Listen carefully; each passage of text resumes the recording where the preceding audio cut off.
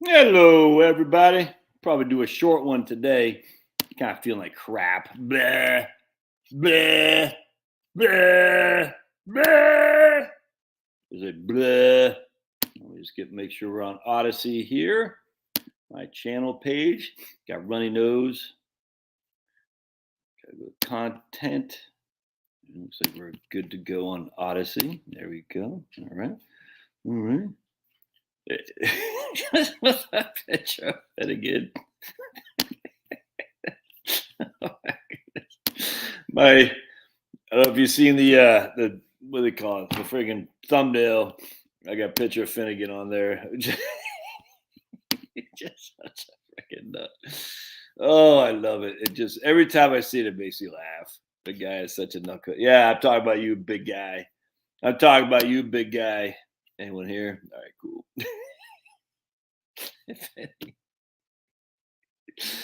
Oh my goodness. All right, so what do we got to be worried about? Hey, Don. Hey, Jay. Hey, Joe. What do we got to be worried about now? So you got to be worried about Chinese baroons. It's totally not fake. These are real Chinese baroons. We got to be worried about what else? UFOs. Okay. What else we got to be worried about?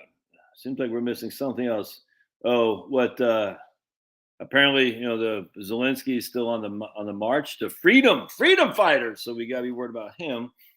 And let's see. The one thing we shouldn't be worried about is anything going on in Ohio, though. Pete Buttigieg is on that. Isn't it weird too? I just saw something in Maine where the stupid governor of Maine. She has something else, but the stupid governor of Maine is declaring that Maine will be 100% renewable electricity come 2040. We are literally. I almost wonder, do we even have another generation left? Because the level of insanity and stupidity is so mind-boggling. You can't help but wonder, do we really even have 25 years? Because I know we're never going to get that. I don't want to go too much on green stuff now because I did it last time. But I read this thing that Janet Mills up in Maine wants to go 100% renewables. This is just for electricity, of course. Not talking about energy. That's stupid. Come 2040, it's almost like to sell your soul to be part of the democratic machine. You've got to sell your soul to Big Green. Jeremy Granthams of the world and all these. I just saw some bank in Spain gave some climate journalist $100,000 for spreading climate propaganda. It's like these guys, you literally have to sell your soul to be part of the democratic machine. Trust me, the Republicans have the same thing. We have our own stuff. Don't get me wrong. Republicans have our own friggin' machine where you guys sell your soul. Like Nikki Haley, what did she sell in order to be promoted like she was? Tim Scott, you know what I'm saying? It wasn't just because they're minorities. Lindsey Graham, same thing. What happened? I don't get it. Anyway, be it as it may. It looks like JD Vance is advancing the ball to hold people accountable for the insanity that's going on in Ohio. God bless those people in Ohio. But anyway, so I was reading in the main Monitor, I think. The EPA in Maine is going to need a couple more weeks to investigate whether the chemical spill, the chemical thing in Ohio is going to affect the state of Maine. But the good old governor, Mike DeWine in Ohio, he says, nah, man, it's cool. Nothing wrong there. 10 days after that, it went off, was Mike DeWine on the case.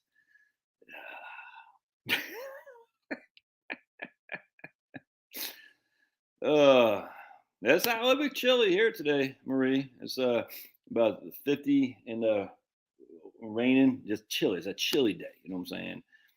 But they're on the case. Good people in Mike DeWine. Thankfully, you reelected that guy. All right. What else I want to say before I get started here? Anything else jump out at me? All right. So I'll just cut to the chase. So when I was it's just weird too, Marie. Marie says cover up from the train company, 10 degrees in Idaho. What part of Idaho you in? Cover up from governor of the train company. But so the Netflix did literally a movie on this exact thing a year ago with some of the exact people in there. What? I mean, literally. So there's a guy, I forgot his name. He was like literally, dude, an extra in the Netflix movie whatever the hell it's called, and in Palestine or Palestine, however they call it, Palestine. And then a year later, he's literally part of this in real life. It's kind of like the it's kind of like the freaking China, whatever it's called, China syndrome. Literally a year, literally a year to the day or something. I can't remember. But it's like all of a sudden 3 Mile Island. Anyway, I tell you, man, it's frustrating. In some ways, it's funny because you recognize the whole thing.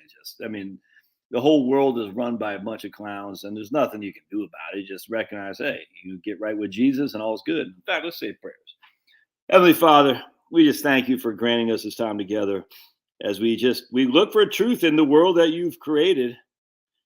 Why, oh, why does such Satanists run it? I don't know. And maybe I'll never know. But we just know if we just turn all of our thoughts and fears, just turn on to you. Your son literally died on a cross made of wood, of trees, so that way we could just turn everything over to you, not worry about it. But you gave us a brain. And so as human beings made in your image, we still investigate, we still worry, we still seek the truth. So God, please just give us the truth as you see fit and let us deal with it accordingly. But whatever is up for you, that's all we can ask for. Whatever's on your mind, whatever your plan, just let us be bowed down and be humbled by it. We pray in Jesus' name, amen. Anyway,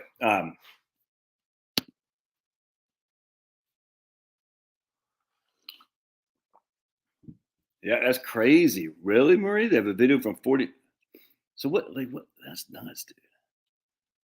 Yeah, just happened to be white. Trump era targeted. I mean, I wouldn't put it past him anymore, Joe. Wouldn't put it past him anymore. Southeast Idaho, Denver, the wind coming your way is wicked. Ooh, yeah, 100%, man. The Ohio thing is, oof. Damn, they have it from 40 minutes prior. It's almost like we have evidence of Japanese ships or planes coming into Pearl Harbor. How dare you, Josh? How dare you? What was the thing with Mexico? We have evidence on what was the thing with Mexico, but FDR or something like that? Oh boy, knucklehead. Well, why do you want to go out? If you want to come right back in, make up your mind, child. All right. So I was thinking. So 2 days ago, I went to Costco in Woodstock, Georgia. All right, so we got Costco here in Milton, actually Alpharetta. And so if you go up, if you're familiar at all with North Georgia, so I'm in Fulton County, which is a horrific mistake because certainly I'm going to be paying reparations for 2 people who were never slaves. I'll be paying reparations as a non-slave owner, 2 people who were never slaves because Fulton County has got a task force to study this. And trust me, my kind is dominated by a group of people who are in charge. And so if they say, jump, we're going to be saying how high. That's all there is to it. And it's so freaking stupid. You got to get out of these blue counties. It's not just freaking minority blue. You just got any county that's blue, you got to get out because they're fools, dude. No, it's weird too. I never quite understood why do black people, they fell hook, line, and sinker for the masks. But rightly so, they had a question about the Maxine Waters. It's the weirdest thing. It's like the most adamant people about masks were the blacks. And I'm like, but you got, Tuskegee, and you know what the government did to you, and yet the government says this works, and you fell for a hook. I literally don't understand. It's the weirdest thing. The weirdest thing. They fell hook, line, and sinker for the masks. But they said, but they were the biggest anti-Maxine Waters there were, as rightly so, because of evidence of history. It's the weirdest thing. It's like we're so trained to be. I don't understand it. But anyway, so I'm in Fulton County, which is predominantly black, and they're looking for reparations. And they're who knows where it's going to go. I don't want anything to do with it. It's so freaking stupid. And there was a time I entertained the idea about reparations, even on an ADOS video. A channel. ADOS means American Descendants of Slavery. And that's not for, if you're just Nigerian, you have to pull up in America in 1998, you're not an ADOS. And I am sympathetic, actually, frankly, to the argument. I'm not very much anymore. Because then I realized I had a guy, a Navy veteran, nice guy. I actually liked him a lot. But I recognize he's just a political hack. And what I mean by that is I thought he was literally interested in solving problems beyond political agendas, if that makes sense. But after he threw in with Biden, and then he actually texted me or emailed me the morning of, hey, enough! I don't want to hear it. I don't want to hear it. You're just chilling. He emailed me the morning of let's just say Biden's most popular president of all time. Wink, wink, wink. He said, "Looks like Trump's got it, man. Looks like Trump's got it." And then after that, I never heard from him again. It was weird. I said, and then I said, okay, and then when he won, his side won. He's like, and it really disappointed me because I thought we were willing to, maybe making some kind of acknowledgement, and we could reach over the aisle and not be political hacks, because of false dichotomy. But he just wants to use it to advance the Democratic Party. And as a black guy, he used to be in the Navy, and he told me a story about his grandparents. It was a freaking wonderful story about the grandparents who loved America more than most white people did, even though back then they were slaves and stuff or whatever it was. And I said, man, I get that. But that's not you, man. You just want to use it for politics. That's all there is to it. And so thus, if you use it for politics with reparations, it'll never, ever go away. It's never going to go away. And you guys will never be happy. You'll never be content. And and then on top of that, just never mind the injustice of me, raising a poor white kid, I'll never forget. I cleaned let's just put it this way. There's a prominent black guy in DC on a Republican side. And, it was very light skin. I'm not going to say anymore. Man, long story short, when I was in college, I cleaned his carpets. He lived in a fancy schmancy neighborhood in Northern Virginia, in McLean. Nice house. And the guy crushes. I mean, this guy crushes because his dad was prominent, and he became, I don't want to say too much more. But anyway, his dad was light skinned. This guy's even more light skinned, but he is a little bit dark. It's not that much. He would not be that much more. I could probably become as dark as him in the summertime. But I went to go clean his carpets because I used to work for ChemDry. And his wife was white as the day is long. Wonderful Christian people, great people. Their daughters were, I don't know, like an eighth black, I suppose, at this point, because I know. But whatever, the daughters are freaking, you never even tell that they're, they're a little bit, tannish, but certainly not black. And I'll never forget, I'm cleaning the carpet, and she had a big 2-pack Shakur, whatever that clown's name was. And that guy's a clown too, by the way, just FYI. If you think 2-pack's a real deal, you don't know what the hell you're talking about. And I'll never forget, I said, so I said, wait, so here I am, a poor white kid from Peaks Island, Maine. And somehow my kids take behind the bus to these kids, you know what I'm saying? Just because they have like an eighth or a fourth black in them.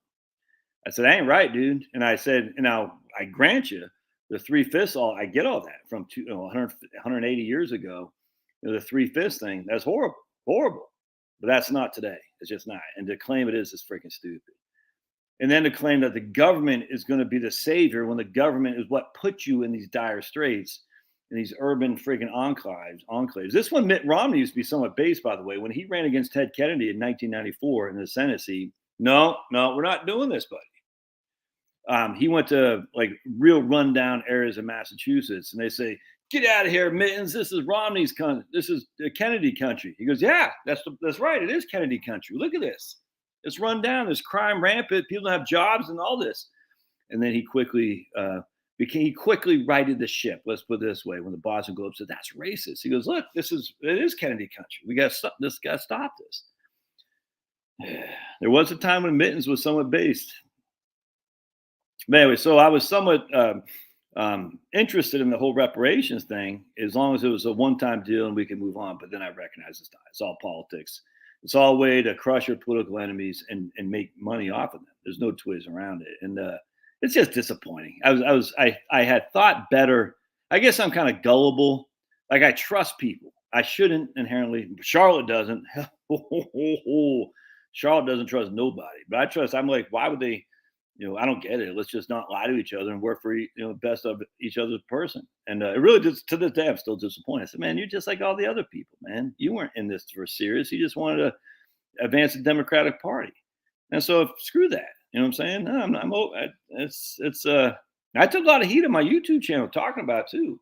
Probably lost a lot of pretty righteous people. Talk about reparations. Now I've always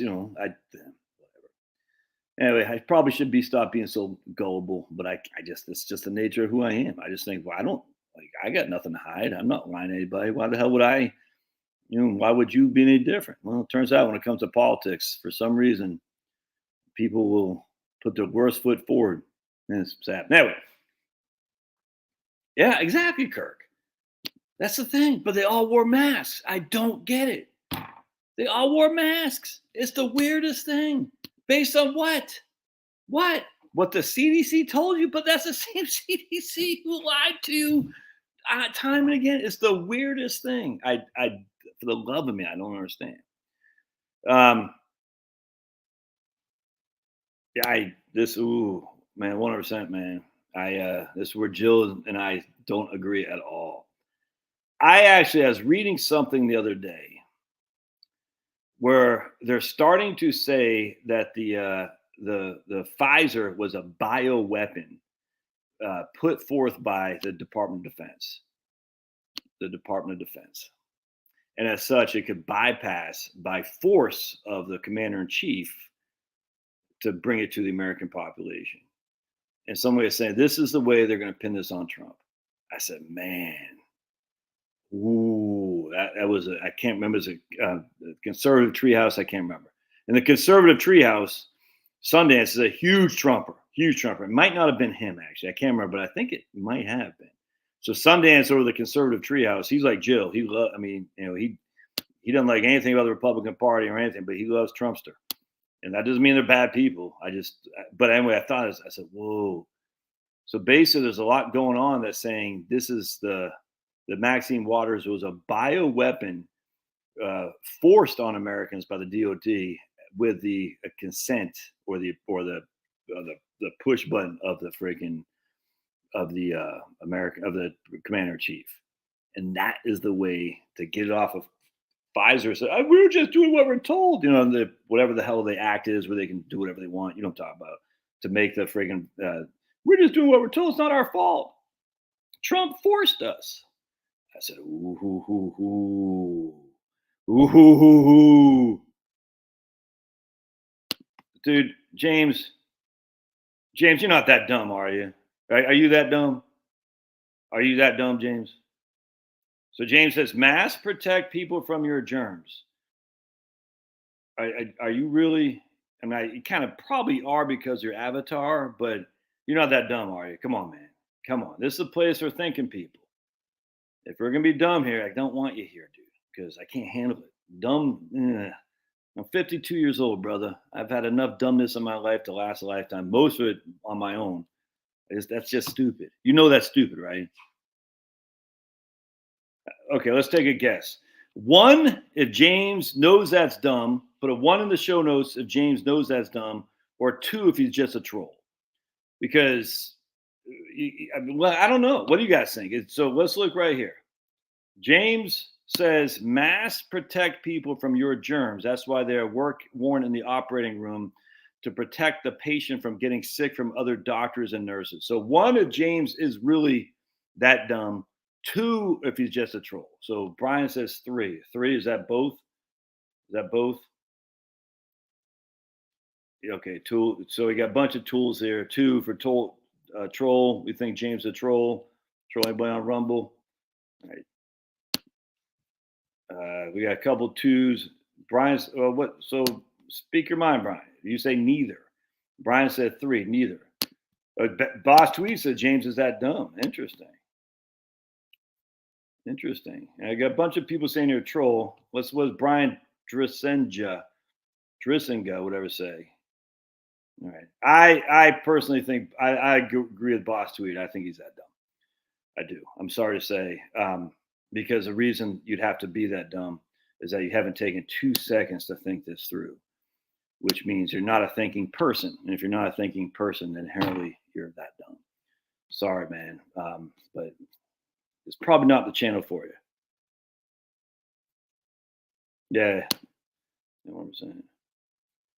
So you agree with James. Is that what I'm hearing? You agree with James, Brian.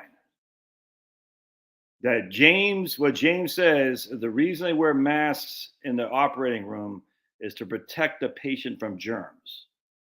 Is that what you're saying? Let's see what Brian says, because I mean, look, we got a decent enough crowd on here. There's always gonna be a couple, people who just aren't. They're not right here. They're not. It's a thinking person thing, and a lot of people don't want to think. They want to be thought for. They want other people to do their thinking. You coming out, buddy?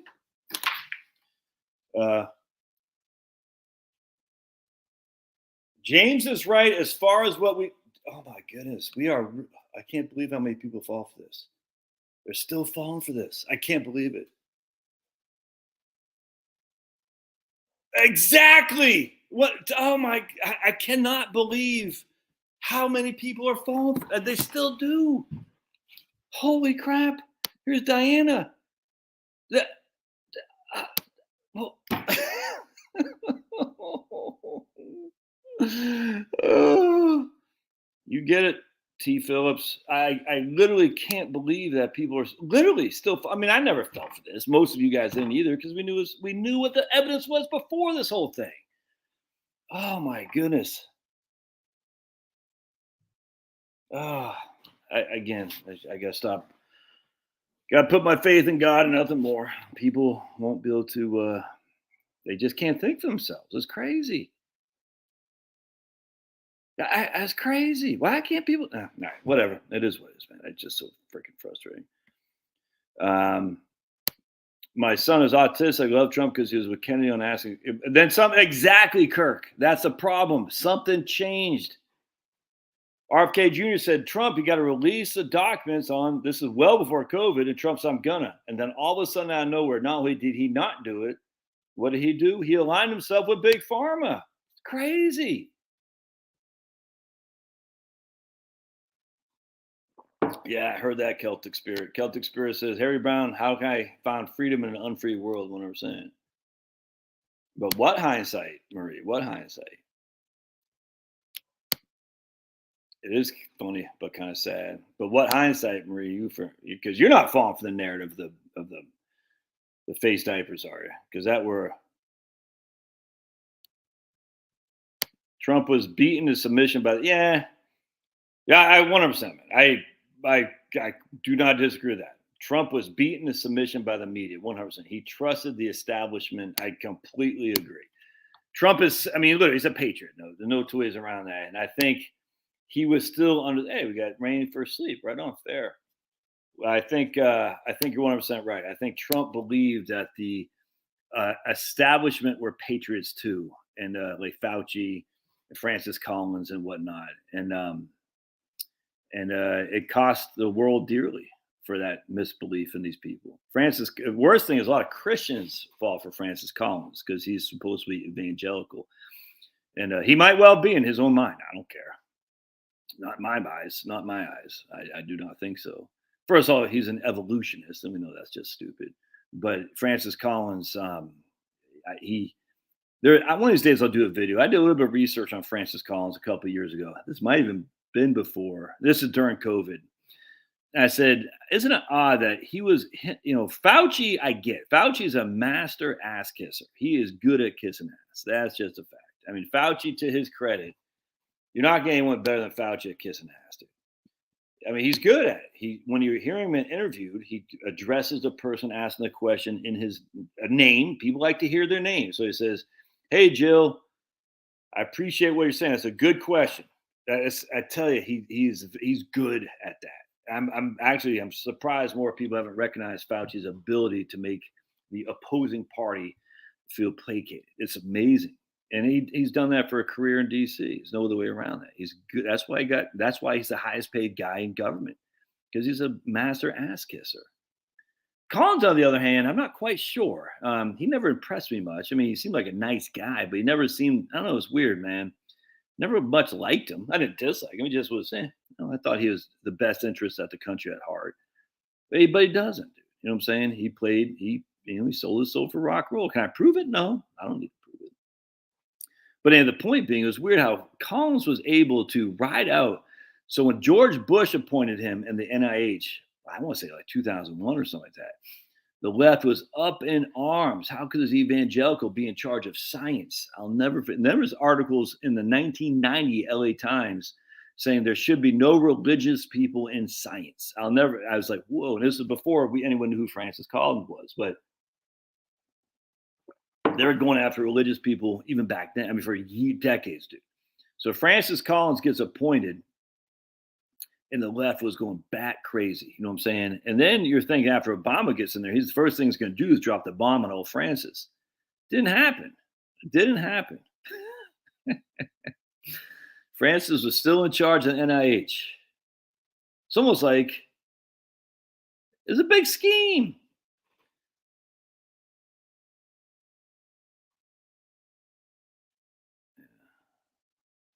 All right. So let's go to dread deal. Let's go to my Kroger thing. All right. So back to my thing. Sorry about the rants. All right. So I was going up to Woodstock Costco, which is in Cherokee County. I've always said if I had to do it again, move it to Georgia, I would have moved to Cherokee County, not Fulton County. Cherokee County is literally just right over there.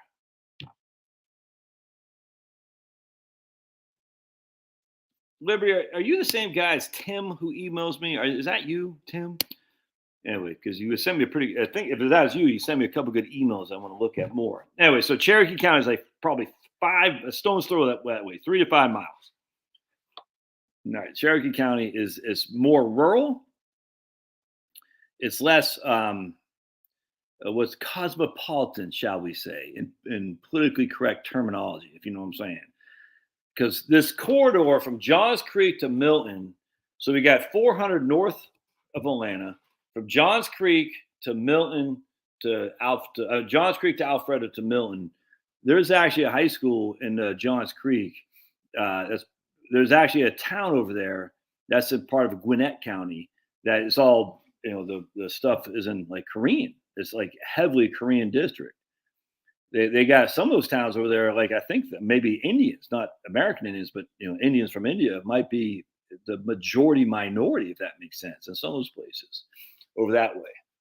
So you come over here in Alpharetta, and it gets more and more like that. In Milton, it's pretty cosmopolitan too, where I'm living.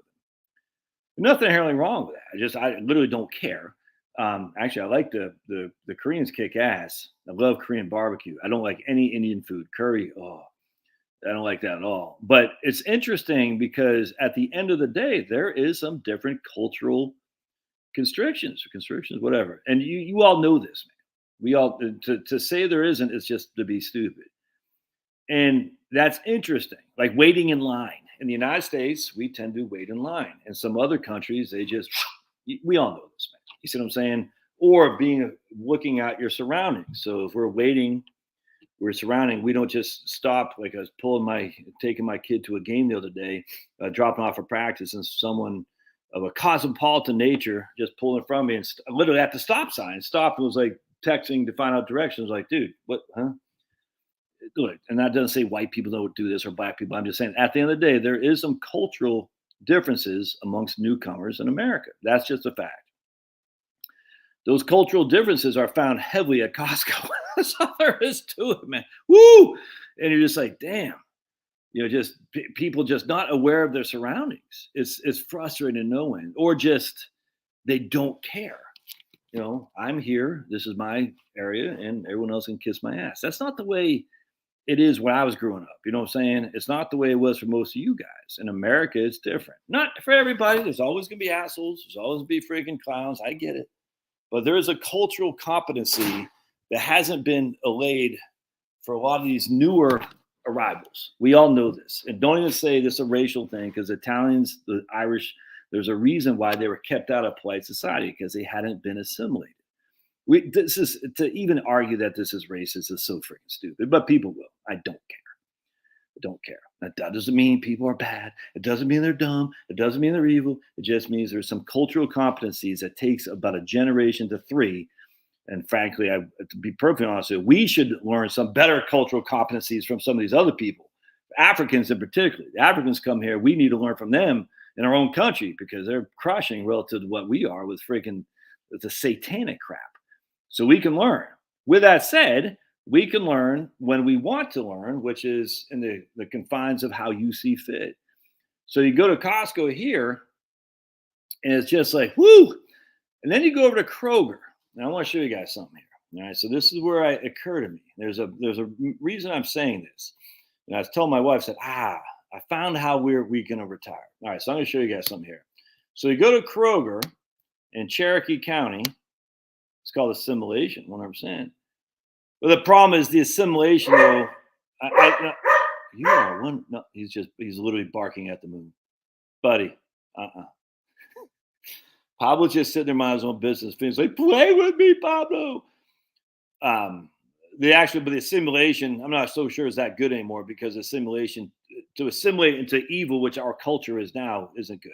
That's just a fact. So it's kind of like, some of these people, from African countries, they're like, dude, I don't want, or Muslim countries, I don't want you assimilating that at all because our culture is evil now.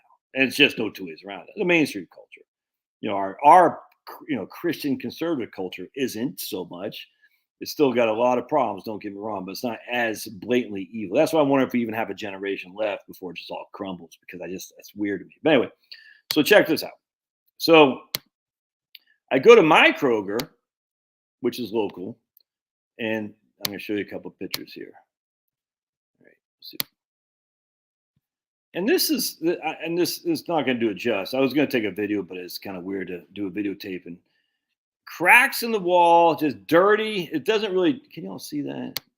It doesn't do it justice. But I'm just telling you, the whole store, the foundation is like cracking. It's just old. You can see the changing out of concrete or whatever. And it's like that throughout the store. This is my Kroger, all right? And you can just kind of tell it's just not very bright. It's dirty, just not very appealing. This is my Kroger where I go when I go to Kroger. All right, so you can see, I'm like, the staff isn't all that excitable to work with you. Just everyone seems like they're just moody. Their just mood is off. All right, everybody with me so far? Where I'm going with this? All right. Oh, dude, I guarantee, Mike, totally. So then I go to the Kroger so what happened was I went to Costco in Cherokee County because they have a new Costco up there. I want to see the difference. And it was the difference between night and day. It was like, peaceful. People are friendly. It's clean. It's less cosmopolitan.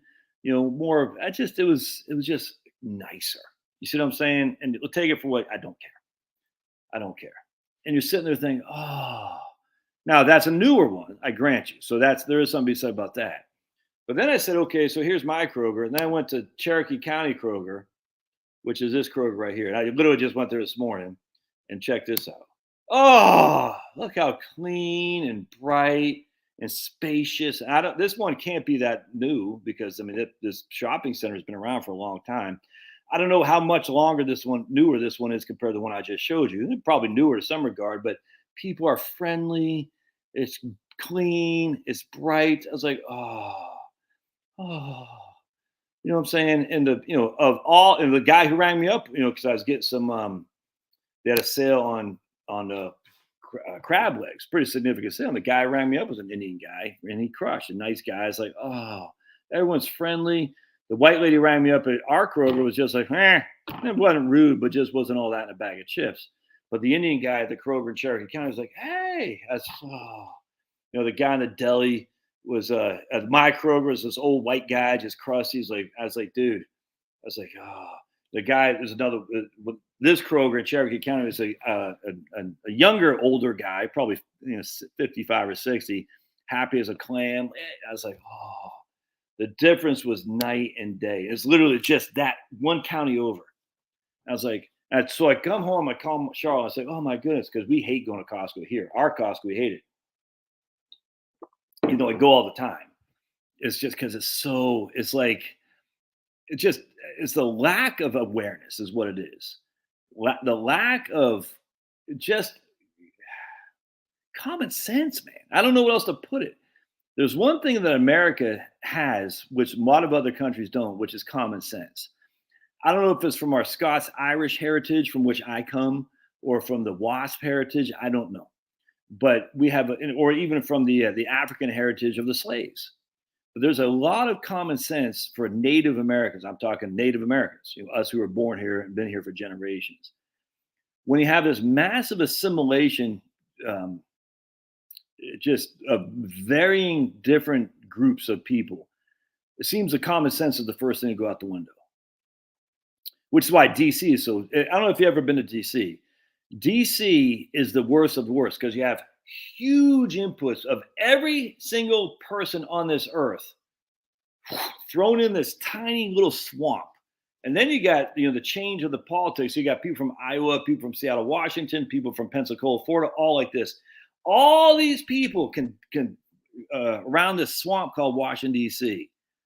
There's no like cultural alignment at all in D.C. It's all who can get from the government. There's no commitment to the betterment of the country, of your fellow man. It's all get, get, get. It's horrible, horrible.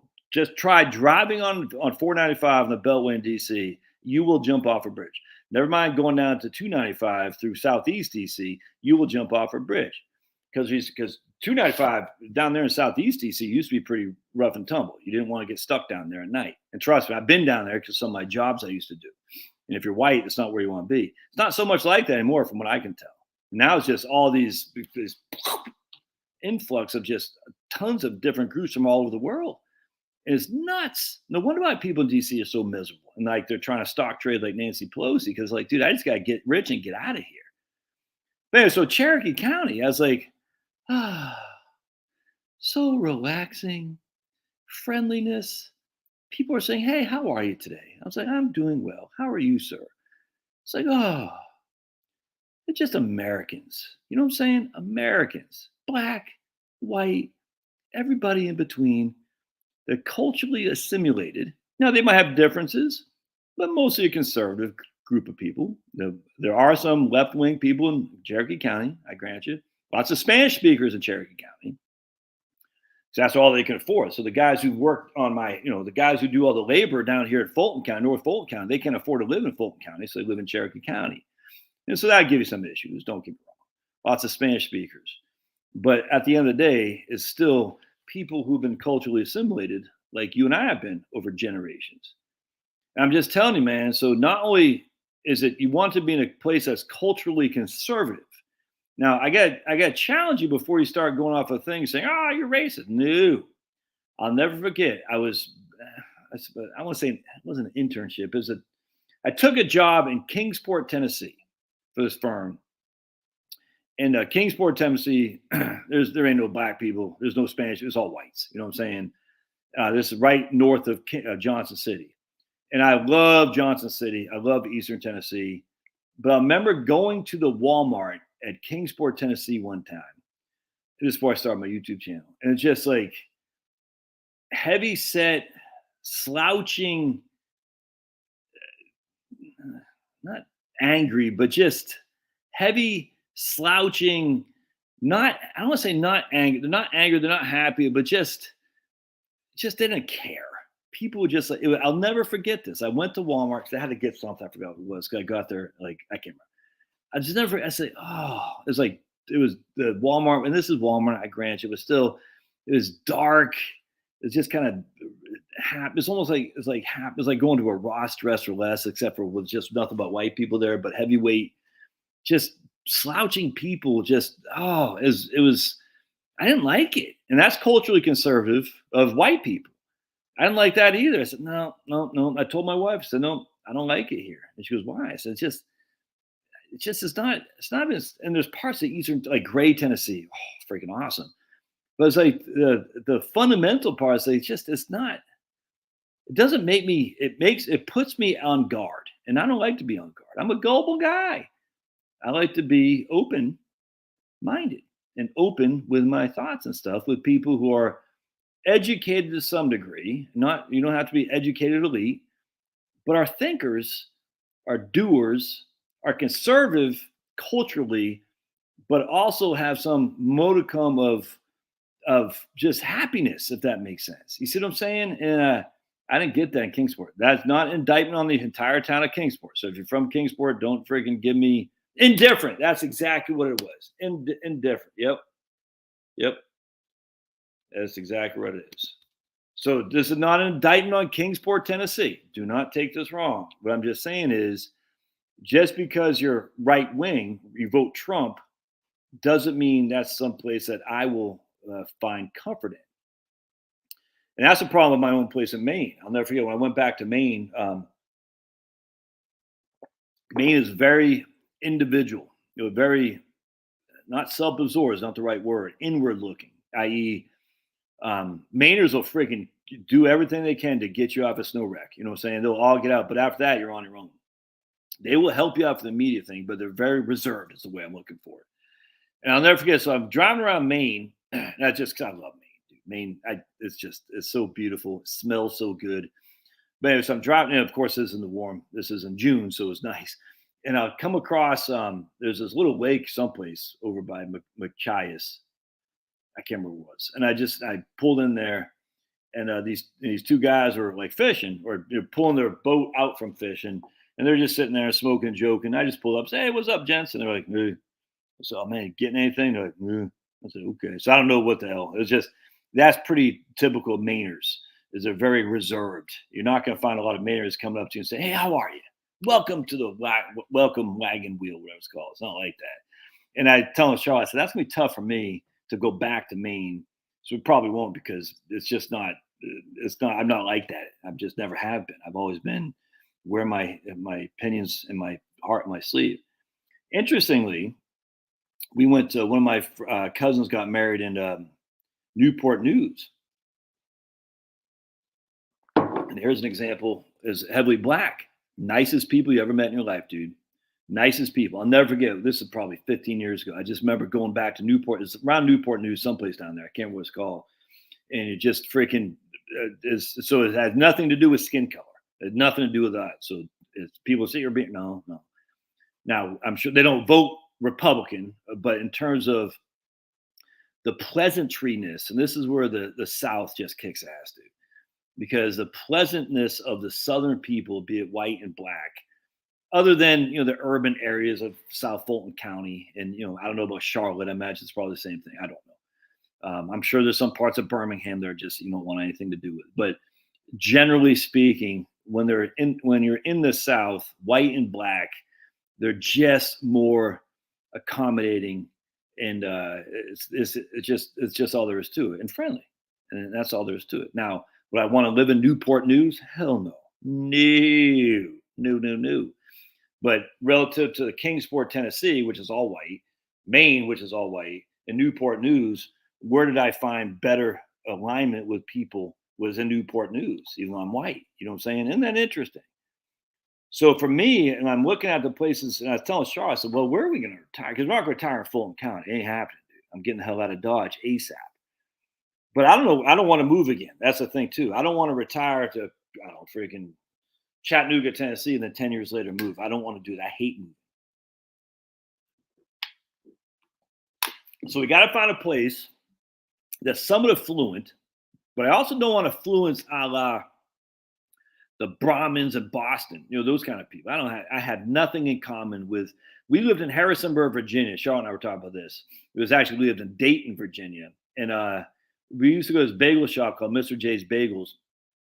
And Harrisonburg is predominantly white. And the Shenandoah Valley is mostly white. So you think more aligned culturally with me, but no, because there's Eastern Mennonite University was there. And just liberal, crunchy, just white people have never, it's so embarrassing.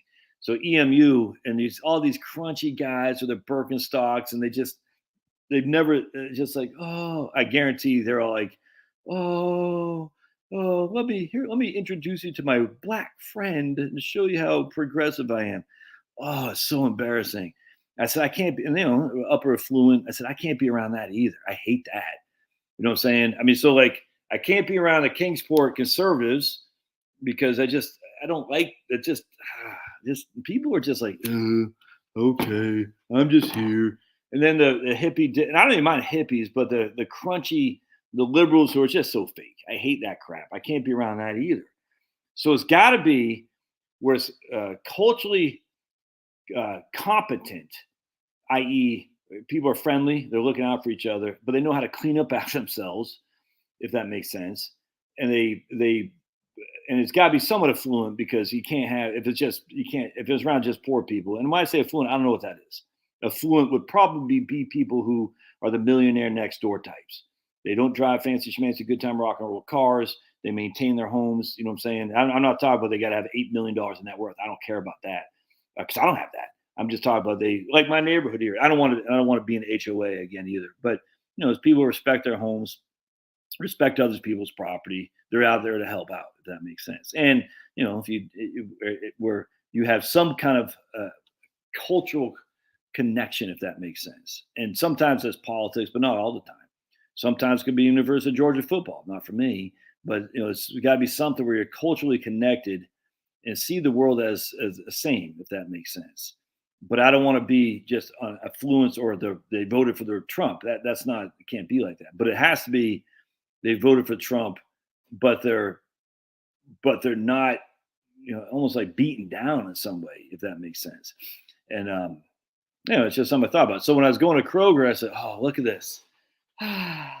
It's clean, it's friendly. It's not that new. Now the Costco's new, but that wasn't that new, and you can't attribute that to that's new. So there's got to be places out there that are like that. Now, my man just emailed me yesterday who lives in let's just put this Northwest Arkansas. He loves it out there. He's like, dude, you don't understand. It's like the best place ever. I've never been in Northwest Arkansas. But see, sometimes I think about like New Hampshire, actually. I take you found, no, I didn't find anything in Maine. Nothing, Josh. I got nothing for you. Because see, the problem with Maine is that Maine is very, very independent, but what's the word? Just what I said, I already said it, but it's not very independent, but reserved, if that makes sense. Very independent and very reserved. If you think about like West Virginia, Kingsport, Tennessee, that area, very, very independent and not reserved to a fault. West Virginians, man. Like you think about like what do they call them? The townies types, you know what I'm saying? So Owen Benjamin did a funny thing that, oh, this is so funny. I just totally in some is so Owen Benjamin, it was oh, this is so funny. He was talking about he went to go play golf a couple of years ago with some of his friends, and they're all from like Oswego, New York. You know what I'm saying? All just whatever.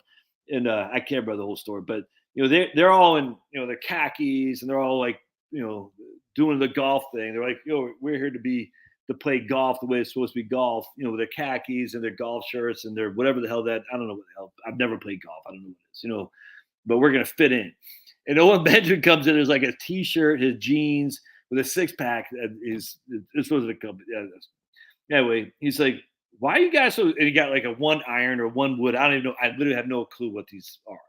And they're like, dude, what are you doing? He goes, well, we're here to play golf. He goes, where are your clubs? He goes, I got one. He goes, well, that's a 1 wood or 1 iron. He goes, yeah, so what? He goes, you can't just play with that. Anyway, Owen's like, dude, I thought we were here to freaking have fun. I'm here to drink a beer on every hole, and I'm here. He's like the townie, and they're like literally serious, trying to do the not professional, but you know what I'm saying, the what golfers do. And he was like, they're just a party. It was, oh my goodness, it was so funny. And I said, exactly. That's what I think when I see West Virginia. I love West Virginia, trust me. But that's kind of like his. Well, we don't care. You're Orthodox. Screw you guys, which makes West Virginians great. Except I wouldn't want to live there. It's so funny, man. I was laughing my ass off because I remember that's how I felt when I hated playing football. I don't even know. I love football, but I hated playing it. It's all organized, all how they plays. I was like, can't we just freaking play, and run around and hit people and play? But it was never like that. So I joined the team thinking I played 3 years. I sucked every year because I just could not get into it. And everyone's like, you have to follow this model. I was like, dude, I hate this. And so I'd always be the townie there. Like I just goof off and I start fights and people get so pissed off and be like, we're serious.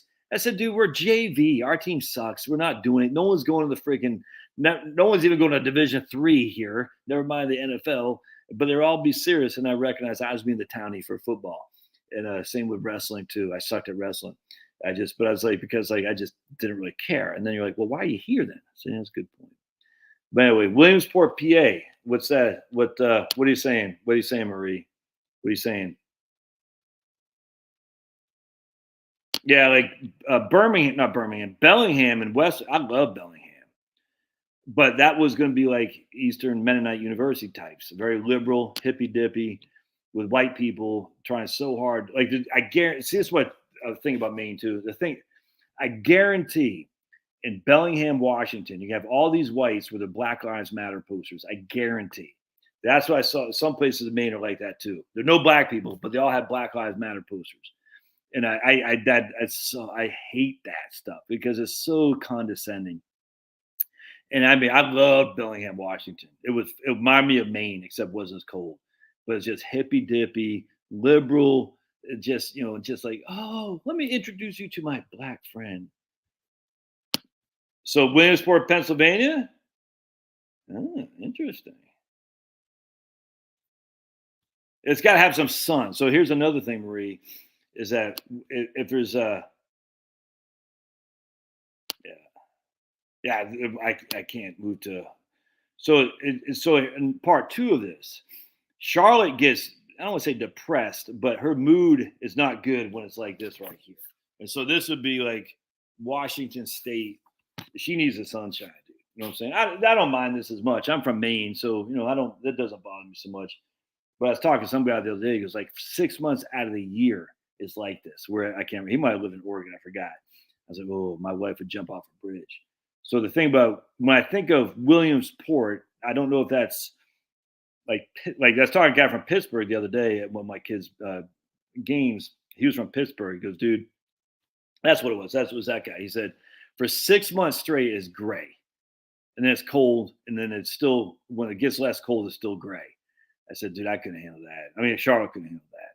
It's got to be sunny, not like Phoenix sunny. That's too much. Phoenix is, I'm telling you, Phoenix is weird, dudes, because they saw all that sun softens people up. And if you're from Arizona, I'm sorry. When we lived there, I remember my brother and I said, this is weird. It's like they don't have any, there's no, it's like it's always sunny. It's always warm. It's weird, man. I said, I know. Now, and trust me, I know what it's like in the desert when the sun's not out. It's freaking cold, but very few people are out there during that time. But it's almost like it softens you up because of all the weather out there in Phoenix. I'll never forget that. So yeah, I can never live in a place that's always sunny all the time. I need the seasons. Um, yeah. York County. There's a guy who used to be on here. I forgot his name. He went by York, PA, and he said York County, PA. Don't go there. Gonna be fine. Gonna be difficult to find any place that no one has. I didn't say no one. Come on, come on, come on, come on. Don't put words in my mouth. Give me a break, dude. No one said, yeah. Oh, look at Jeff. Jeff. Now so remember, you and I got it back and forth by saying, this is why I told you don't move to Arizona. You're like, well, you didn't tell me. But now you're there, and now you're saying the sun in Arizona, you hate it. What's going on there, man? Yeah, South Carolina doesn't do it for me either. A lot of people love South Carolina. Not me. I love South Carolina. I mean, I think it's great. But going from Charlotte down through Greenville, it's just too boom. It's booming like crazy. I know, Jeff. I know that's it. But man, you're the one who said you didn't warn me about Arizona. Oh my goodness.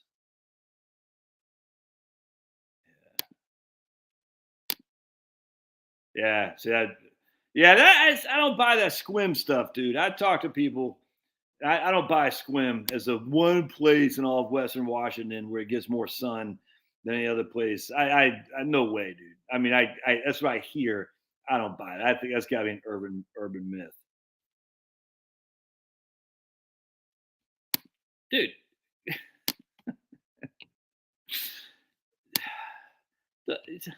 Don't take me too literally, brother. I mean, come on.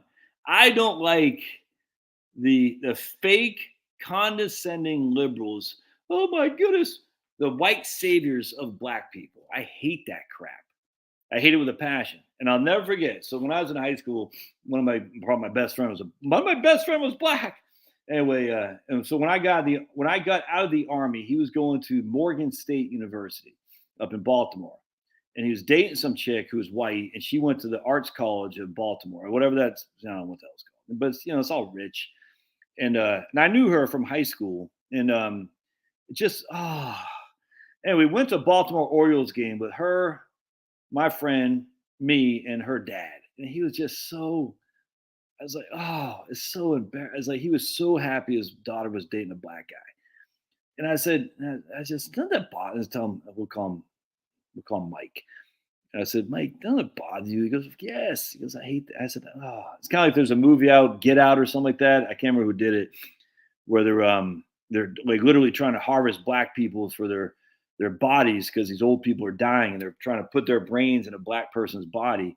It's funny actually. It's actually a pretty good movie. It's literally that is these condescending white people like recruiting these black people into this place so they can harvest their bodies so they can put their minds in them. It's I think it's called Get Out. It's actually funny as hell.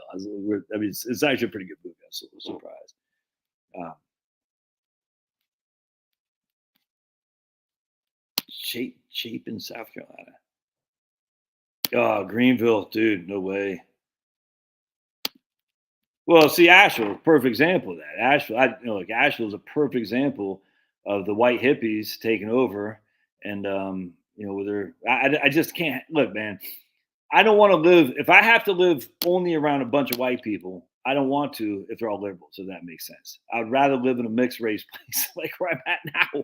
I, White people, liberal white people, are the worst. Everyone knows this. I mean, everyone like it's almost in the Bible. Liberal white people are the worst because they're so damn condescending. The vast majority have never worked a real day in their life. And if you don't take me so seriously, guys, obviously there's some liberal whites who freaking dug ditches. I get it. I get it. The vast majority not. When I say liberal, I'm talking about the white knights of the world of the education. I think I posted on the YouTube channel about the white privilege with Beavis and Butthead. Oh my goodness, it's so funny. You got if you have. I'm not going to post it right now. Anyways, Beavis Matt Judge, Mark Judge, whatever that guy's name is.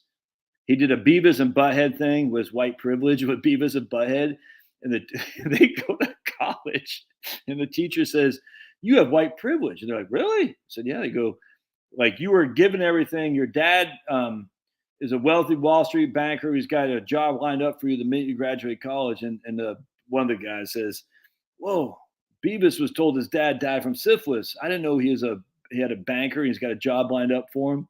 Anyway, so they're like, the teacher said, "Class, tell these two young men what white privilege is."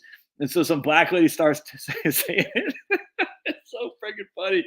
And some white hippie clown says, "Let me explain what she means." Oh my, it's so, oh, that's fantastic. It's like, because he's white knighting. Oh my goodness. Uh, my brother lives in Beaufort, actually. See, now we're talking. That area of that part, like from freaking Elizabethtown, um, uh, I think it might be. Is it Greenville? Not Greenville. Green. I can't remember. So what I've come to the conclusion, my friends. Oh, liberal white, literally the worst, the worst. Oh, by the way, I was talking to some guy who's up in your neck of the woods the other day. I said, for some reason, I'm very popular in North Indianapolis and don't know why. Actually, no, he wasn't. He was in, yeah, he was.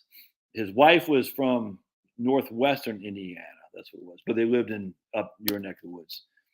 Carmel, is that what's called? Carmel. Anyway, my brother says Beaufort is nice. He just moved there. I said, Beaufort?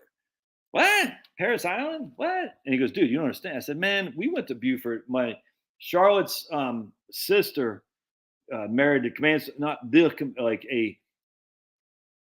He might have been. He was in the running for command sergeant major of the Marine Corps. Like, he was in E9. I don't know. He didn't get which would be the highest enlisted rank there was. He didn't get it, but he's like one of the top 3 enlisted guys in the Marine Corps. Somebody I can't remember. And they lived in Beaufort, obviously, because Paris Island. We went there. I was like, it's freaking a long time ago, 25 years ago. I was like, oh, this place ain't all that in a bag of chips. And my brother just moved down there. I said, Beaufort? He goes, dude, the downtown is awesome. It's clean. People are friendly. I said, really? Dude, he loves it, man. Greenwood area suburbs. I live in Fort Wayne, Indiana. Right on, Donna. Don't know where that is. Don't know where that is. Oh, dude, that was. Oh. dude.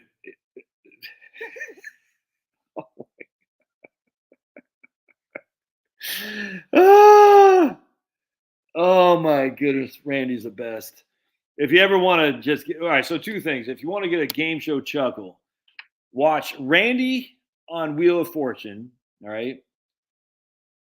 That was Wheel of Fortune. But then watch Achilles on Wheel of Fortune. This is a real live one. It's it's so actually pissed me off. I felt bad. I still to this day I think this guy got wrong. So there's a guy, black guy, and he's spending. He's got like $8 million in the whatever it is in Pat Sajak, and he didn't know it was. He couldn't. So he kept spinning, It's like, dude, it's Achilles. You can see it. He couldn't. So anyway, he literally had it. So you're like, holy crap, he was able to survive. He kept saying, I'll buy an E, I'll buy a whatever. You're like, he didn't know what it was, and he had University of Indiana. He had a University of Indiana shirt on. I remember that. Some black guy. And then Pat said, okay, solve the puzzle, Troy. And Troy said, Achilles. And Pat said, oh, sorry. But it's like, Pat, you got to get, he said, Achilles. I said, that could be an accident. It wasn't an accident, but it's like, wait, Pat, Sajak. You're going to take away this guy's money because he pronounced it wrong? Well, how about some guy freaking, first boat over from Taiwan? He's not going to say Achilles. He's going to say something else. What's that about, Pat Sajak? Pissed me off. It was funny as hell, though. But you got to watch it. And there's another one, too. They have Wheel of Fortune on YouTube. That's why I love YouTube, because they got there's so much stuff on here. I think they had a Wheel of Fortune. What's it called? Like a bloopers thing. Man, I got a thing in my eye. It's driving me up the wall. Hold on a second. Oh man, what the hell's going on there? Fort Wayne is the second Achilles. Yeah, that's what he said. Something like that. Achilles. Yeah, you know what I'm talking about, Jamie. All right, so Jamie, there you go.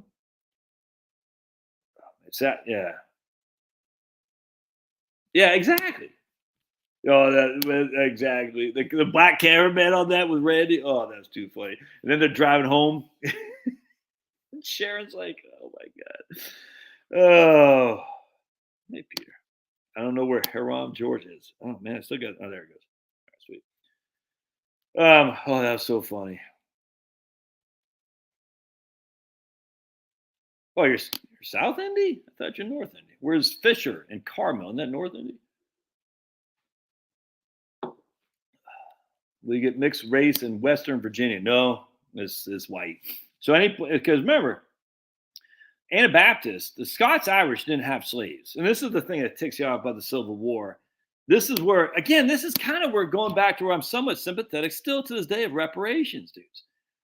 Because I will never be in for it anymore. I'm done with that. But I get the argument in some regard. So what happened was the Scots Irish settled the Western Shenandoah, the Shenandoah Valley. All right. And these guys crushed. They didn't take slaves, dude. The Presbyterians, they didn't take slaves. And the Anabaptists, the Mennonites, I don't think there's many Amish down that way, but from the Lancaster, York County, the Mennonites down in Western Virginia, they didn't take slaves either. Anyway, the point being was there's no black people in the Shenandoah Valley. I mean, a few, but not many, because there was no slaves there, if that makes sense.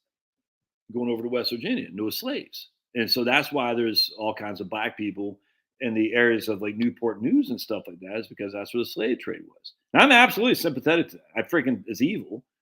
And that doesn't mean white people weren't treated bad and all that. I don't want to go that argument, but the facts are there were black people who were held in chains that had nothing, that were just, they were sold by their own people. I'm not trying to be a white savior here. Do not do this to me, because people do, and I don't like it.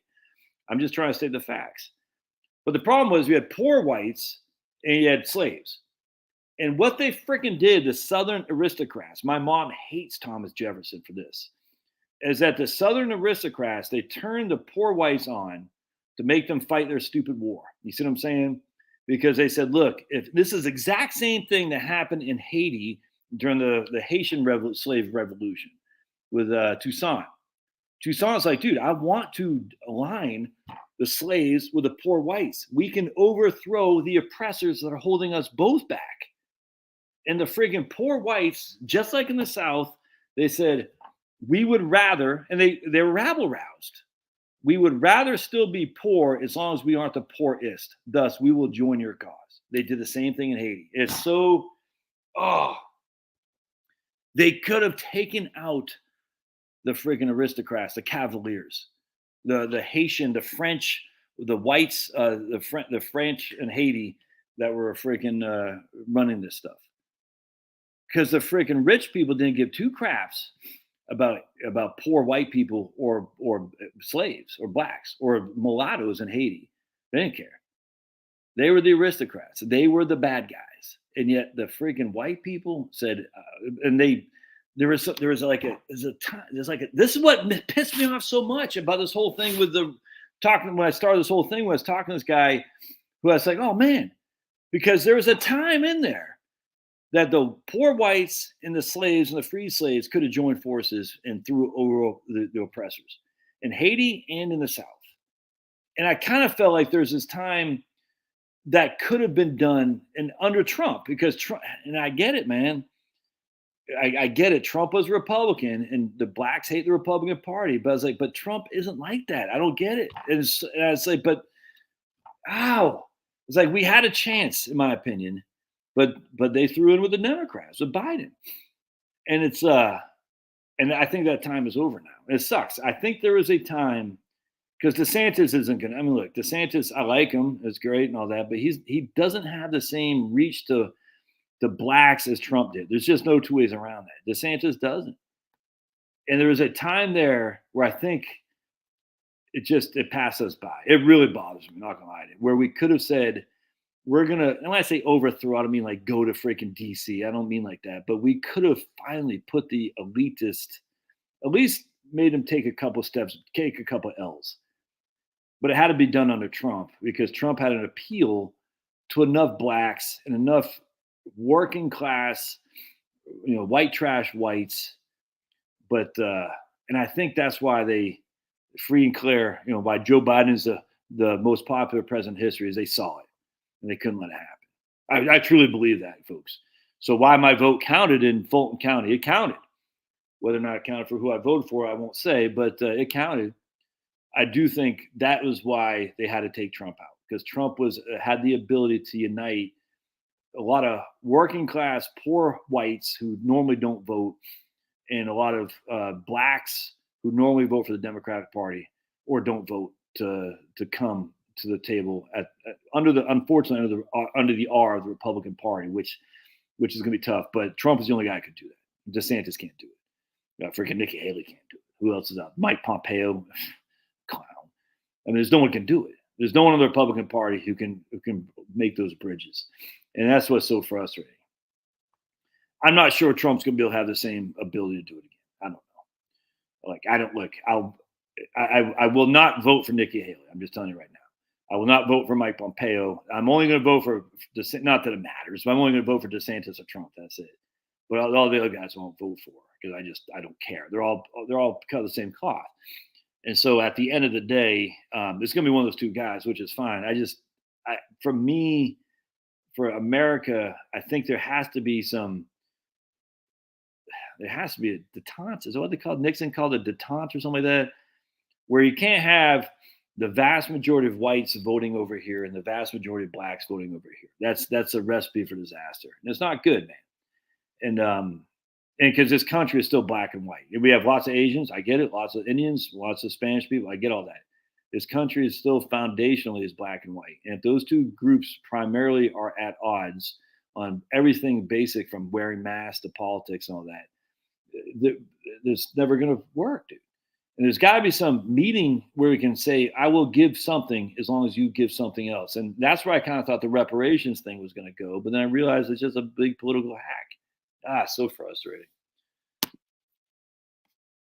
Yeah, it is what it is, man. I mean, there's nothing you can do about it, but we had a chance there. We had a chance to freaking, totally. Yeah, but I mean, yes, but what does the Republican Party do with our vote? I mean, let's not pretend that the Republicans, I mean, look, man. How many Republicans? Well, I don't know. I think you do, Actually, I think you like the spending the money in Ukraine. Actually, there's another guy on my channel. He said, "I would rather spend 100 million in Ukraine to keep us from, basically Putin from invading us." And I was like, "Oh God, it's the same. It's the same freaking stuff. We got to get those Muslims over there before they get us over here." Ah. And so the blacks get abused by the Democrats, but I think a lot of the whites who vote for the Republicans get abused by the Republicans. Just that's all there is to it. Yeah. Uh, yeah, we'll see. The time. Yeah, the easing of hostility. Yeah, exactly. Well, especially between racial groups, like some the time. If that meant we, so my proposal, not that anyone cared. I don't think I agree with that so much. Trump has a frightening authority. Where, what, where was his frightening authoritarian streak while he was president? Dude?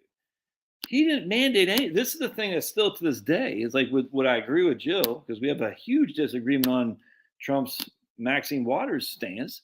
But Trump never said you have to take it. He never said that. He never. I mean, I think he was way too soft on allowing other people to do that under his command, the military, CDC. He never should have let the CDC have moratoriums on mortgages. It's freaking idiotic. But it wasn't Trump doing this. Trump was completely hands off, dude. I don't get this whole thing. Trump had an authoritarian. Where do we see this? We didn't see it at all. Nowhere. It's weird to me, man. I mean, literally, if Trump was authoritarian, he would have said, "Freaking Fauci, get the hell out of Dodge. I want nothing to do with you." It was the furthest thing from authoritarian. And that the only thing he did that to this day still ticks me off was he told Brian Kemp, "You're opening your state too soon." And that's why I still, to this day, respect Brian Kemp. And I look when he was at Davos, the guy's a clown. I get it, but at the end of the day, Brian Kemp stepped up and he said, "We're opening. Screw everybody else." And Trump was mad about that. And Trump was mad, but he wasn't authoritarian. He just said, "Kemp, you're making a mistake." And Kemp said, "I don't care." And Kemp got man. They left Trump alone for a couple of weeks there when he went off on Kemp. Oh, Georgia's going to be the test case of dead bodies, what the Washington Post said. It's insane. Kemp never mandated anything. You know what I'm saying? Kemp was even better than DeSantis. Kemp was the best governor, even better than stupid Christy Nolan when it came to the COVID-19. And I wish people would give Kemp more respect for that. Now, Kemp, is he a shill when it came to 2020 with his boy Puffy Bark? Yes, absolutely. But during the initial phase of COVID, no one stood better than Kemp. It certainly wasn't Greg Abbott. And give me a freaking break. Christy Nolan was good. DeSantis was good, but not nearly as good as Kemp. Kemp stood far above everybody else. Everybody else. No one came close to take Kemp. But that does. I don't want a president. Let's put that. Yeah, I don't like. It's not. You're not gonna have Trump DeSantis 2024. No way. No, neither of those guys wants to take a back seat. Now, with DeSantis, to his credit, one of the things I like about DeSantis, all right, and I don't think he's a shill like maybe Jill thinks. Rush Limbaugh loved DeSantis, and he loved Trump.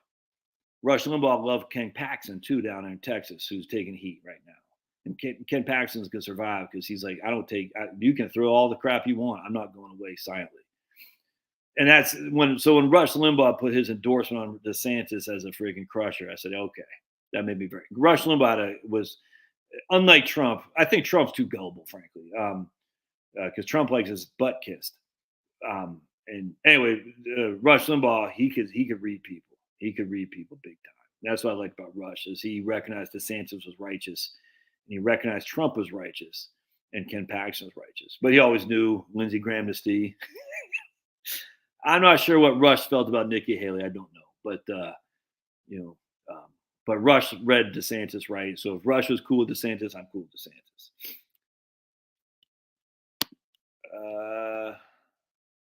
Yeah. That's a good point. Yeah, that's a good point. Yeah, Trump said take guns and there you go. That's a negative on yeah, good point.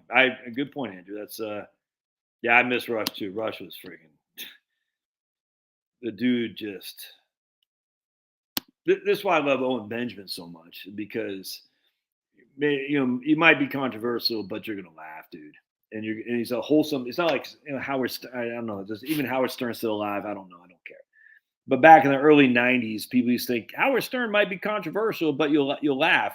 I never liked Howard Stern. I always thought he was a clown. I never understood the appeal of him. I could never like Howard Stern. The guy was a scumbag. He still is a scumbag. I just don't. I just don't care. But with Rush, he was controversial, but he's funny as hell. And when I say not for me controversial, but the left hated him, and so they made him controversial. With Owen Benjamin, he's controversial and he's funny as hell too. And everyone hates Owen Benjamin for that. So that's why I'm like, he's my reincarnation of Rush. So every day Owen Benjamin does a live stream for about 2 hours. It's so friggin' funny. I laugh my ass off, and I love to laugh. Now, you might not like his take on Ben Shapiro, or who else he bashed? Ben Shapiro, or he does not like what's his name, PragerU. He doesn't like the gay guy from Ruben. He doesn't like that guy, but but he's funny when he's bashing him. It's funny as hell, man. So if you're not, I tell you, man, if you're not listening to Owen Benjamin, you're missing out on some good laughs. And then he's got it's just as funny. So that's what used to crack me up about Rush is he just remember I was telling Charlotte this because apparently soccer now, one of Charlotte's guys that she used to work for with his son got a pretty big concussion at a soccer game. I said, holy crap, Rush. Y'all remember Rush in the early 90s? Kooks? Do you remember this? Kooks, keep our own children safe. Hey, Jeremy showed up. About damn time. Where you been? So Kooks, soccer is dangerous. It's more dangerous than football. Before Karen's like, so I started Kooks, keep our own kids safe from soccer. We need to ban soccer. Oh my goodness. It was like a public address announcement. I was telling Charlotte that. She goes, well, soccer is dangerous. I said, exactly. That's it. That's exactly it. Of course, it's somewhat dangerous. Keep our own kids safe. Ban it. Oh my goodness. Yeah, 100%. When the left hates you, you are doing something right. I completely agree. When the when the establishment right hates you, you're doing something right as well, too, by the way, which is why they hate Owen Benjamin. Initially, they loved Owen Benjamin. He was on the Prager show. It wasn't Cokes, it was Kooks. Keep our own kids safe. Kooks. Come on, Denise. Come on. I mean, I know you're from Wisconsin, but yeah, come on now. I need you to step up the game. I expect a lot out of you, Denise. I mean, hell's bells. You are literally reincarnated from the dead. So come on, can't be making those mistakes. Kooks, Denise. Kooks. Keep our own kids. Rush used to do those. Oh my goodness, the one with Hillary Clinton. He just used to do. It was so funny, man. I love Rush.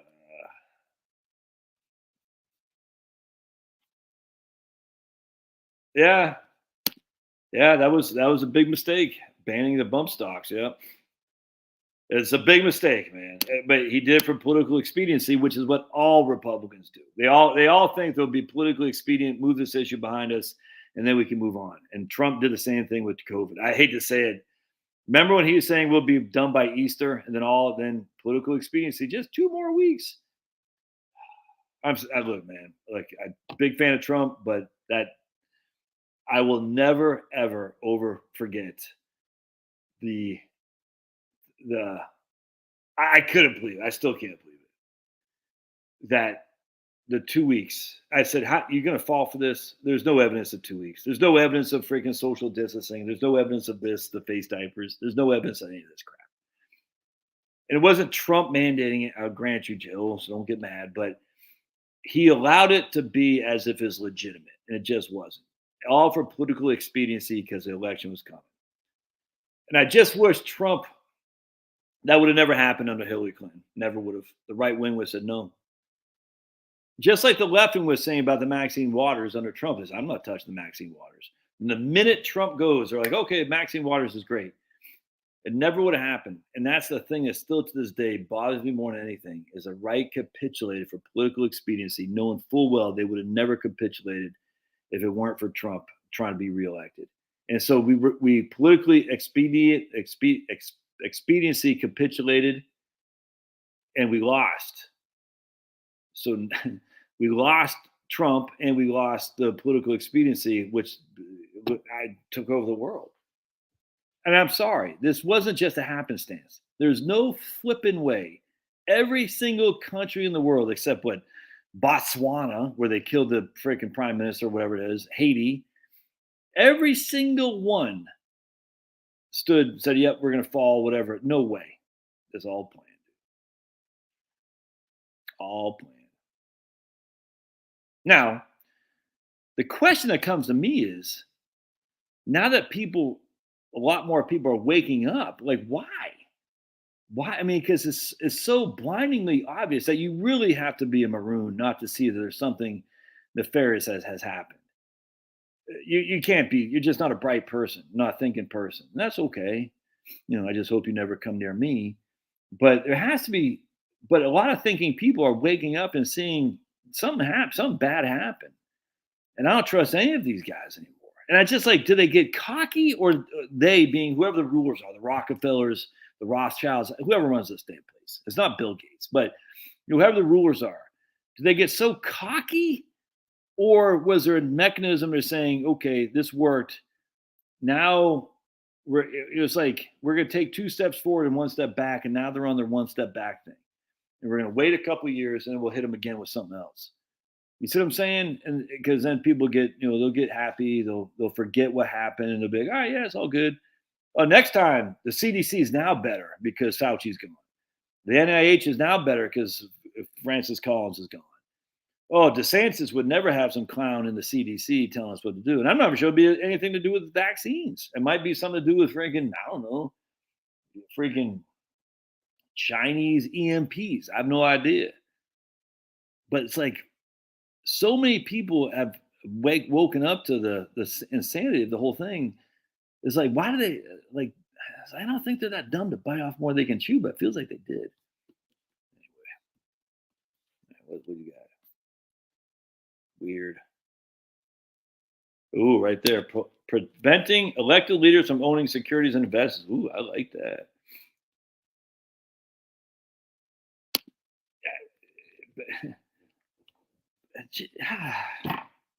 Jill, I love you. I love you. But it was done to push him out. He was the person in charge. That's what I'm saying. It was done to push him out by himself. I love you, Jill. Don't get mad. But he was sitting right there watching this, and it's crazy. Nah, it never would have happened. There would be no Republican would have stood up. They would have said, no, we're not doing any of this. We're not doing 2 weeks. We're not doing freaking masks. We're not doing, we're not going to allow any county to implement COVID mandatory vaxes. Never would have happened. Every Republican state would said no in the legislature. They would say this is a political thing. That's what I'm saying. It would never have happened under Hillary, ever. It's like Obama was the biggest salesperson ever for firearms was Obama. The biggest salesperson ever for vaccines was Trump. Now, Trump was a germaphobe. That's what I think. And I tell you, man, I still think at the end of the day, I mean, there's a lot of coincidences that happen along this. Anyway, Trump is a germaphobe. We know that for a fact. And so inherently anything that's germ related. Now, the question is, can you actually isolate a virus in a human being? Can you actually do that? And there's a lot of debate on that, my friends. So if we're going to be all, is it train or is it virus? Germ theory versus train theory is where we're going here. Now, I don't know where I fall on this, but I find it interesting. So if germs are as bad and Trump's a germaphobe, inherently he's like, oh my goodness, viruses, oh no. And you're like, well, can you actually isolate that? Something about it. They're never gonna get rid of these things, though, man. They're never gonna get rid of them. Don't forget, EPA was created by Richard Nixon. Hey, I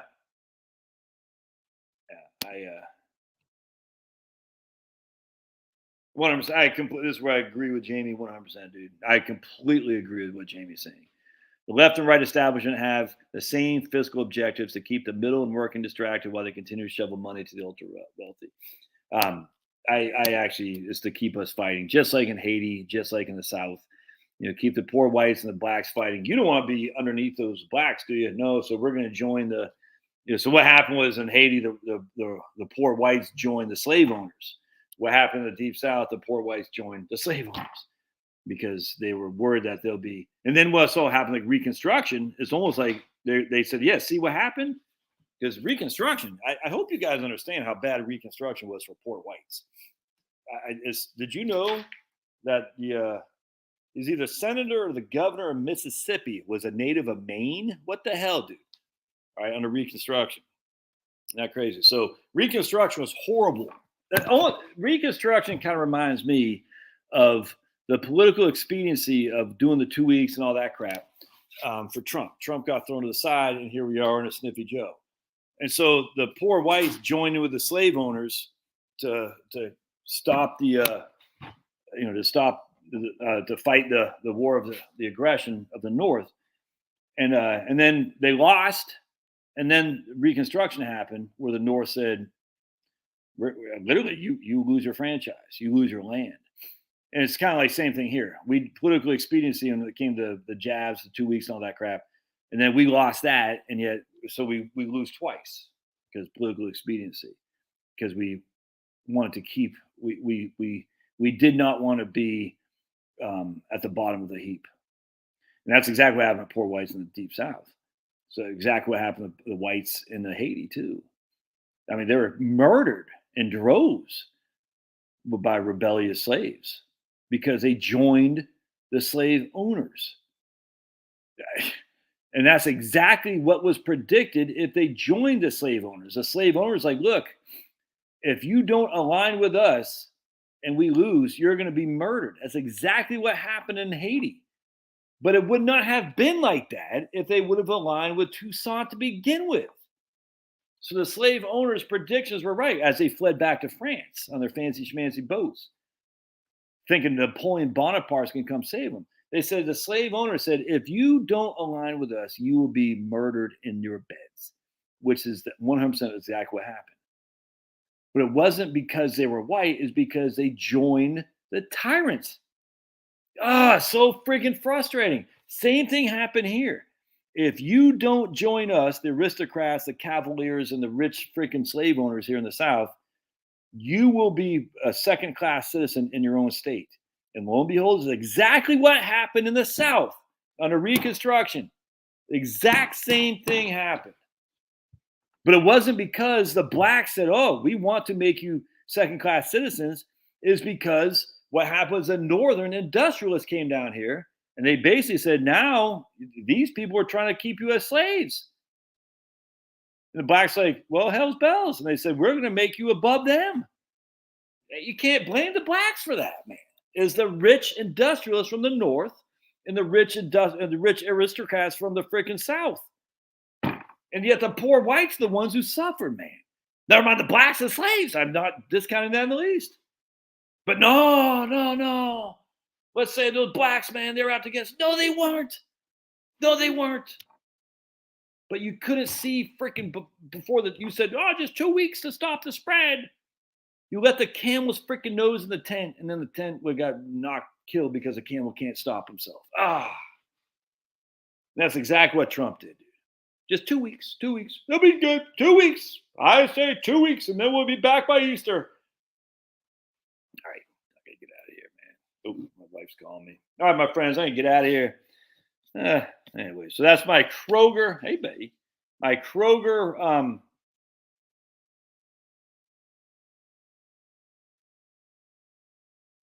Yeah, I don't even care about any of that, to be honest with you. I don't care about Crowder. Don't care about Daily Wire. Don't care about Tim Pool. No, not all that. I mean, I like what James O'Keefe is doing. There's a guy actually who had written. Who was I listening to? A guy actually written to Owen Benjamin is what it was. He had written to Owen Benjamin. He was a bigwig with Project Veritas. He goes, "You're not getting the whole story." That's what it was. He goes, I'm not going to say my name, that's what he said, but I'm knee deep in this organization, pretty high up, and you're not hearing what's happening with James O'Keefe. apparently there are two sides of the. There are two things with Project Veritas, like a 413B and a 413C or something like that.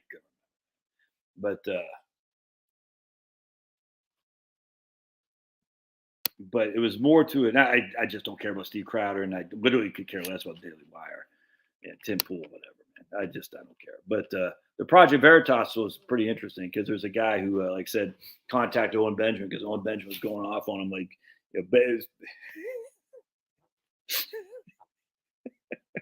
he says, "You're missing it. This isn't what it's made out to be." Anyway, I can get out of here, my friends. God bless. We'll see you guys. Oh, dude, I'm telling you, Richard, go in there with open mind because you're going to hear a lot of Owen Benjamin's anti-Semitic. Owen Benjamin's a Muslim. Owen Benjamin is this, that, and the other. Go in there with an open mind. I never knew who Owen Benjamin was. I follow this guy named Curtis Stone, the urban farmer up in Canada. I love Curtis Stone. Curtis Stone crushes.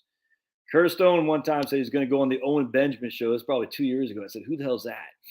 And I said, "Well, if Curtis Stone's going on there," and I saw the same stuff, dude. I saw all the same. Oh, he's an anti-Semitic. He's that, blah, blah, blah, blah, blah. And I said, "Well, I'm not sure I want to listen to that guy." You know what I'm saying? But anyway, I said, "Well, if Curtis Stone is going on," I said, "There must be more to meet the eye." And sure enough, there was. And I just, oh my goodness. It's the funniest thing. And Owen Benjamin, just as an FYI, he interviewed Kip Thorne at Caltech for a physics podcast. This isn't some stupid idiot, guys. He plays like classical piano. I mean, he's not some freaking moron and a troll. It's just funny as hell. Like they say, stupid. He said, no, he plays classical piano. He had a podcast for physics at Caltech. He wasn't there. He's a comedian. He's in all kinds of Adam Sandler movies. He knows Vince Vaughn very well. He's freaking friends with Kanye West now. This isn't some run by night, freaking Stu Peters guy who just out of nowhere came from. You're like, what the hell? It's a legit dude. It just happens to be funny as hell. And that's what makes me attracted because I like people who make me laugh. I like to laugh, man. If I can laugh, no, he's not on YouTube. He's on Rumble, Marie, on Rumble, Owen Benjamin. But not on YouTube. No, he got banned off YouTube many, many moons ago. He got banned off PayPal. His wife had a Airbnb in Saranac Lake, New York, and Airbnb banned her because of Owen Benjamin. Isn't that crazy? Because the things Owen Benjamin said. He never hurt anybody. He never punched anybody. He never threatened anybody. He just said things that were literally politically incorrect. And actually, what I loved about Owen Benjamin, he destroyed Andrew Tate. I never liked that Andrew Tate guy. I don't like misogynists. I can't stand misogynists. I don't like people who are hustlers. I'm a hustler. I hate that crap. And Owen Benjamin's destroyed Andrew Tate. It made me proud, dude. It's like when Rush Limbaugh backed Trump and stood against the COVID crap. Made me proud. I said, that's my guy right there because he's calling out for what it is. And anyway, long story short, Andrew Tate's on Fox with Tucker Carlson, and Owen Benjamin's like, how's this guy banned everywhere? He's on Tucker Carlson. I'm banned. I can't get on anywhere. I can't even be on YouTube. Can't be on Facebook. Can't even have an Airbnb. Can't be on PayPal. It's just him, his 4 kids, his wife, and his freaking goats and cows. Just one of these days I'm gonna try to interview him, but I worry about, oh dude, I cannot stand Andrew Tate. Right-wing men should not fall for this crap. I'm telling you, if Carl's on here, no, I don't know if he's on here or not, but if Carl's on here, he'll say, women aren't perfect either. I said, no, but you shouldn't be a misogynist asshole, pardon my French. Yeah, you shouldn't be like that, dude. And that guy was dabbling in things that no Christian should be dabbling in, if you know what I'm talking about. It's just bad stuff, dude. And I hate that crap. It's just a moral degradation that allows someone like Andrew Tate to be looked at as like, oh, that guy's great. This guy Joe Rogan, same kind of thing. Guy's got no moral capacity. There's nothing there. Just get rich, get rich, get rich. Jill, I know he would. I know Rush Limbaugh would be with Trump 100%. I guarantee. I'm still with Trump, Jill. I'm going to vote for the guy. I mean, I'll vote for him over DeSantis in the primary. The locals, Robert Barnes did a poll on locals. Who would you vote for? And, 85% we said Trump. I still vote for Trump in the primary. But